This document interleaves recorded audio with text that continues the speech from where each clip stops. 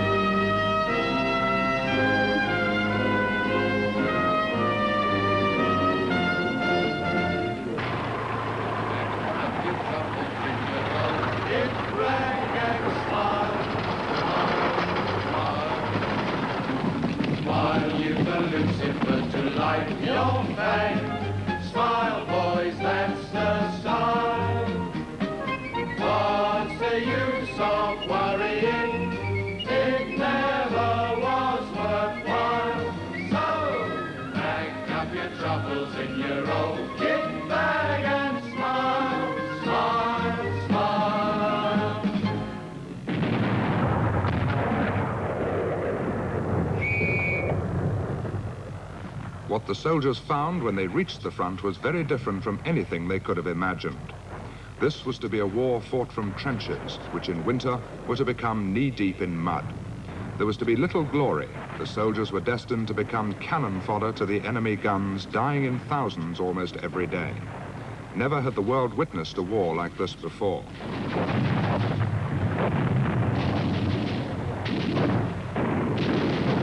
Besides the thousands of soldiers killed each day in battle, there were many thousands more who were wounded.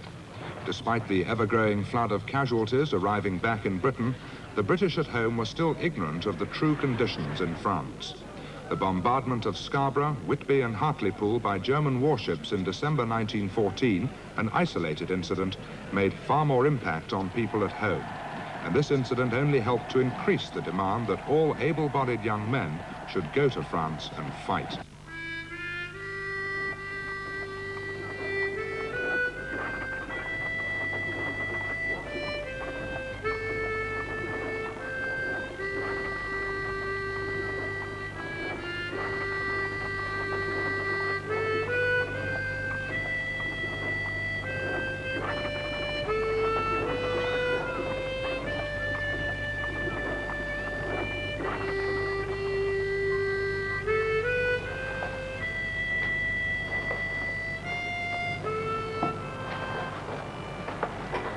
See, Jack Allworthy's gone now. I wonder who'll feed his ferret. Aye. That's 5 gone from Salton Place, only 2 from our street. It's not a competition. When's Harry going? When's... I heard. Well...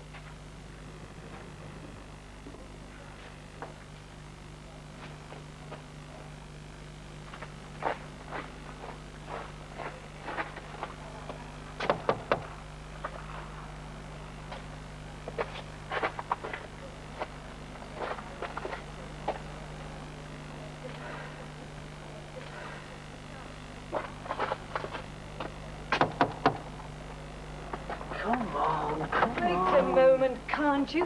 What do you want? It's in a biscuits from Mr. Ebden's. And what's the matter with the back door?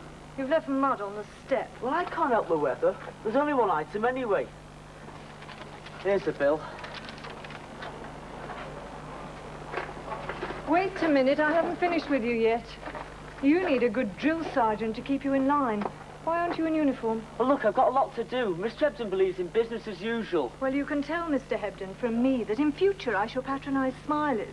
All his able-bodied young men have enlisted. Even his delivery boy tried to, by telling fibs about his age. So did our Bobby, and he's only 15. That's the spirit we want in Bradley. Where's Bobby today? He's visiting his dad in the emergency hospital. Courage must run in families. My boy can hardly wait to enlist. And Captain Highland is in the big advance at Neuf-Chapelle. When you have children, you'll be able to tell them all about your adventures delivering biscuits, won't you? Here. Take this for young Bobby. It's never too soon to be patriotic. And this is for you.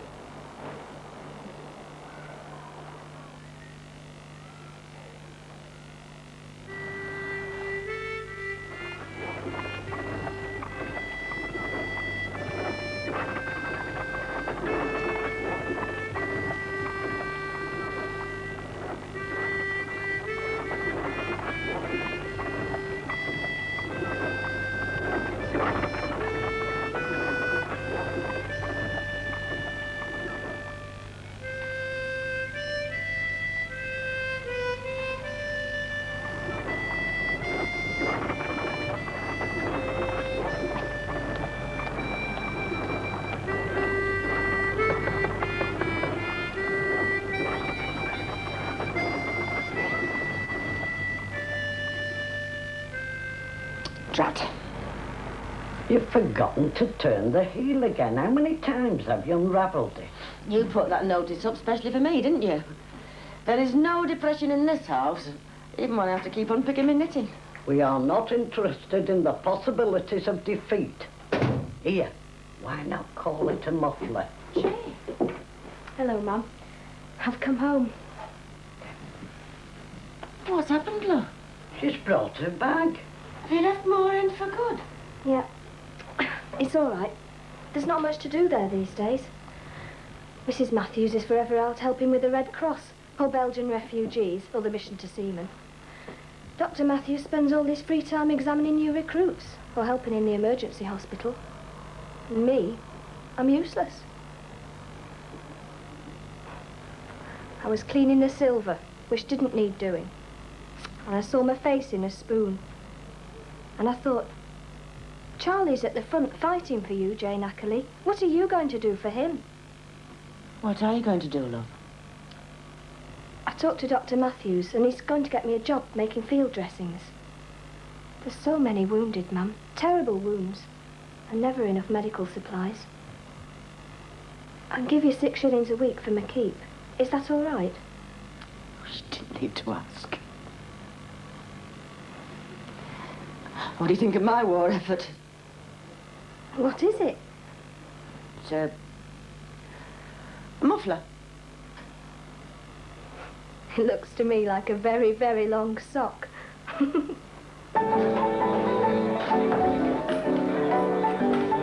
few minutes, Dad. Got to talk to you where Mum can't hear us. Well, what's happened to us if we don't know to? Evening, Albert.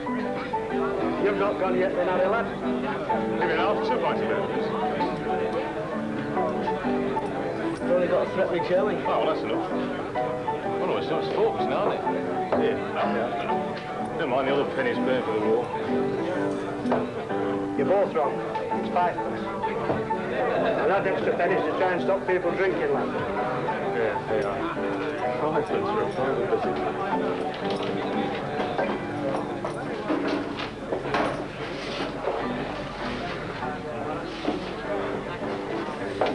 Hello. What is it? Dad, do you think I'm a coward? I see.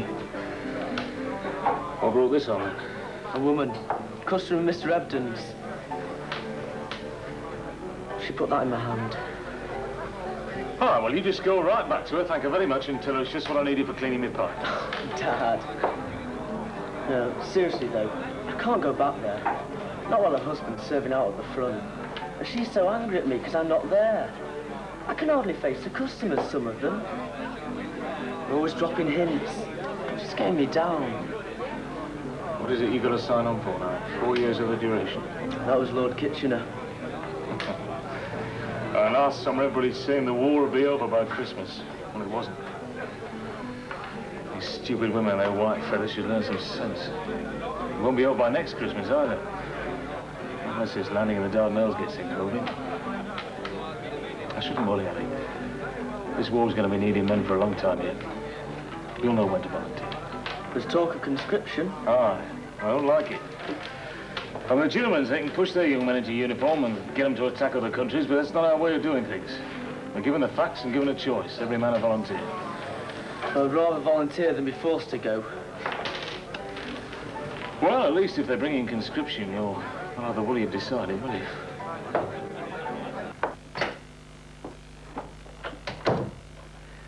How do I look then, Grandma? Not so bad for a civilian. Here, come and try this on.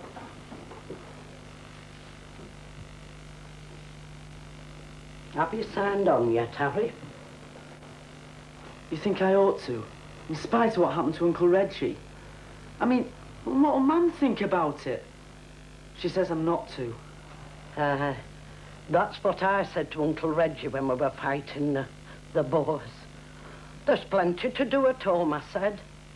But I only half meant it. The other half wanted to see my youngest boy take his first steps as a man. And he did. I went behind the bar and had a good cry when I heard he'd enlisted. I was that proud of him. Well, off you go and do your courting. I've said my piece.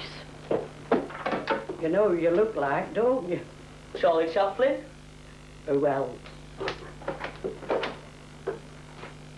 The moon shines bright on Charlie Chaplin. His boots are cracking for the want of blacking, and his baggy little trousers needing mending before they send him to the Dardanelles. Oh, Harry, you are a nut. Remember Scarborough, Maggie? Walking on the front with the sea coming in, and your hat blowing off.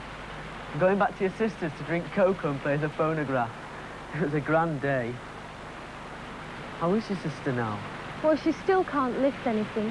Her shoulder's all healed up where it was cut, but they think there's glass left inside. And she can't pick baby up when he cries. And he cries a lot since that morning last winter. I'm sorry, it must have been terrible. Sorry? Is that all you can say? What right had the Germans to come in close and fire hundreds of shells at women and little children? Doesn't it make you angry? And that house where you sat drinking cocoa, it's all tumbled down now. It isn't good enough just to remember the good times. Are we having a row, Maggie? Yes, and high time too. There's a war been going on for months, and what have you done to stop it? I'm ashamed to walk out with you. There's girls at Hopwood's wearing regimental badges on the dresses. No jewellery allowed, oh no. But a present sent from a young man serving his country, that's different. Mr. Hopwood, he smiles and asks after the sweethearts. And he comes up to my counter and looks right through me. Well, I've had enough. I'm leaving. You're leaving? You're not leaving Bradley? Maybe. I'm going to work for the Ministry of Munitions. I want to make shells to be fired at the Hun. I want to sharpen the edges of bayonets so that those who are willing to fight will do plenty of damage. Well, where are you going? Not very far at first, only Sedgwicks. Well, they make shot blinds and dead chair canvas. Not anymore, they don't. They're making...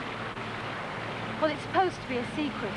I suppose it can't do any harm you're knowing. You're no spy. They're making PH helmets in case the Germans use poison gas again. Well, that's a cheerful thought for a chap who might be enlisting. It'd take a beastly Hun to think of poisoning the air we breathe. I mean, it's worse than guns and... What did you say? I might be enlisting. Oh, will you, Harry? When? Tomorrow? Well, Kitchener wants 1 million men. I may as well be one of them.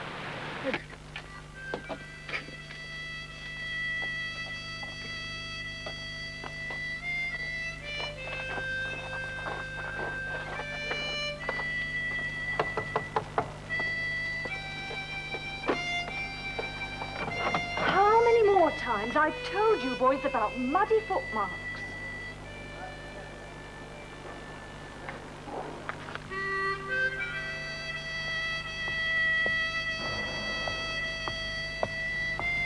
Hello, Jane.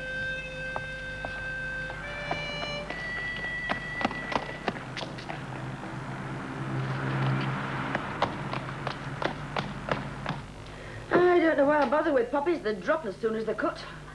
Still cheerful, it is cheer... Jane?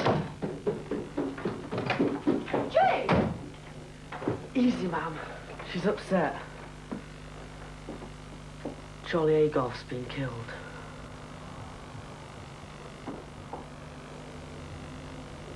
Well, best leave her for a minute or two, then.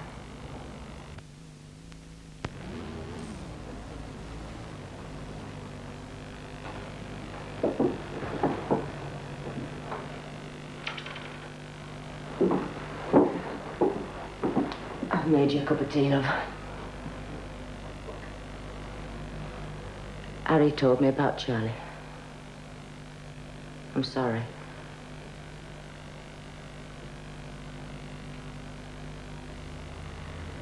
He always had to be first at anything new. He was the first one at school to have roller skates. First to have a job in a cinema. You were the first to have a ride in a motor car, though. His face when I told him. Then he was the first one to sign on. First to be sent to the front.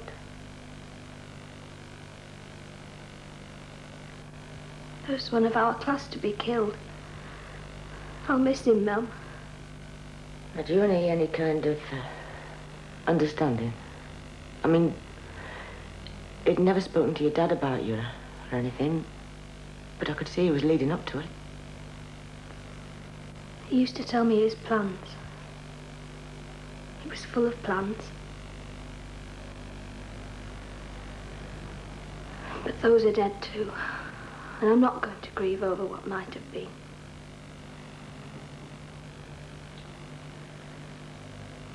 There'll be thousands of girls left with nobody making plans for them before this war's over.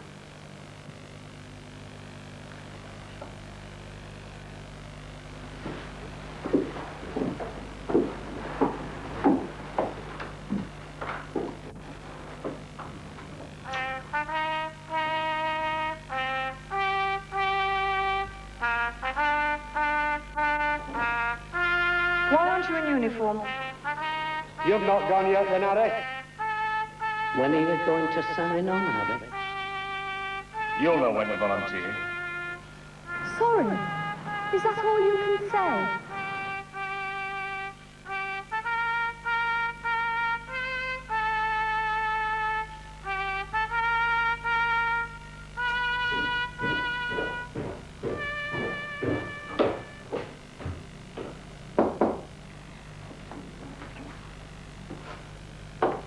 Can we talk for a minute, JD?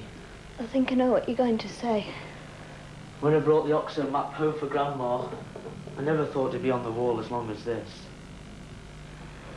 She's had some excitement out of it, moving the flags with every change in the line. Never more than half an inch either way. The flags keep going back into the same pinholes. And every time one's moved even a little way, hundreds of men have been killed or wounded. I didn't think war was like that. Didn't used to be. This one's turning out different. We've got to hold on and hold on to stop big countries bullying smaller ones. You're going out there, aren't you? And better. Charlie was a grand friend.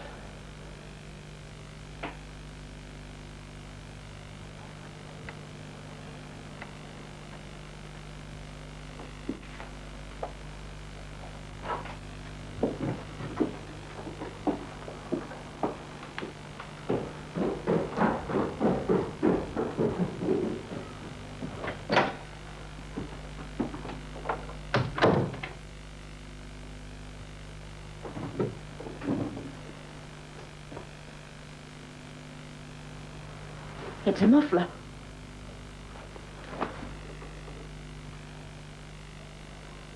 Light a visit, please. Want to get rid of this before it blows away. Paper money doesn't feel right somehow. Hey, you know what? Plenty of change. You'll get plenty of change in the army, lad. Life will never be the same again.